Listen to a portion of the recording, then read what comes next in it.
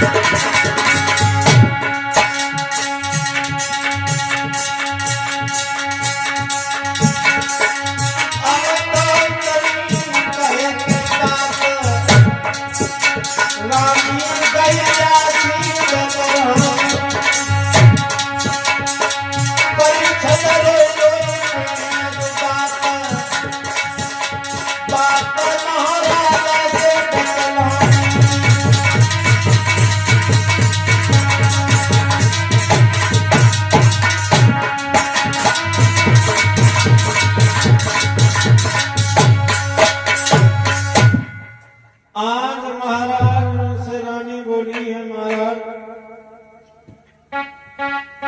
वो आप हम पे छोड़ दो, लेकिन आप दूसरी शादी करो। सारी रात समझाते रहे।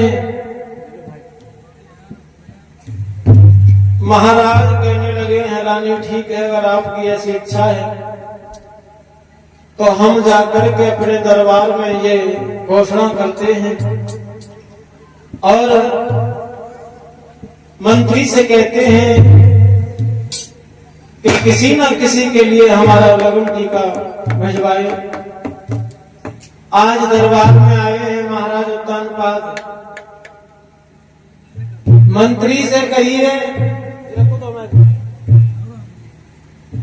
मंत्री से कहिए, मंत्री बोले हाँ महाराज,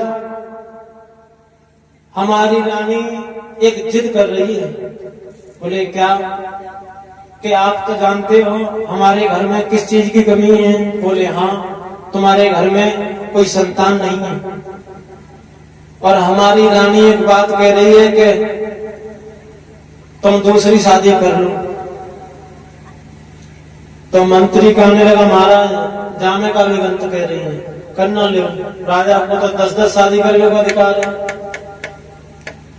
मंत्री से राजा कहने लगा, वो बात तो सही है, तो शादी कर ले कि कर ले। वो दूसरी बार में कहते कि ना, कि कर ले कि हाँ कर ले, कर ले कि ना। तो राजा कहने लगे, मंत्री सब बात समझ में आई, लेकिन तुम्हें जी बात समझ में आई, एक तरफ तो कर रहे हो हाँ और एक तरफ कर रहे हो ना, मामला क्या है? तो मंत्री कहने लगे, महाराज मामला साफ है कि जिस घर में 2 स्त्री आ जाती हैं उस घर में 2 नालियां हो जाती हैं और मर्द का जीवन तो बर्बाद है। तो राजा साहब कहने लगे, क्यों मंदिर तुम जानबूझ के गर्दन पे राशि धरवा रहे हो? कि नहीं महाराज, आपका हक है और दूसरी बात आपके संतान नहीं है, आप शादी कर लो। तो मंत्री से कहा है कि आप कोई सुंदर सी लड़की देख करके हमारा विवाह फिक्स करो। तो कौतिक नरेश वीरभान की पुत्री सुरुचि के साथ में महाराज उत्तानपाद का विवाह हुआ है और विवाह हुआ है और इधर डोला में बैठार के महाराज उत्तानपाद छोटी रानी सुरजी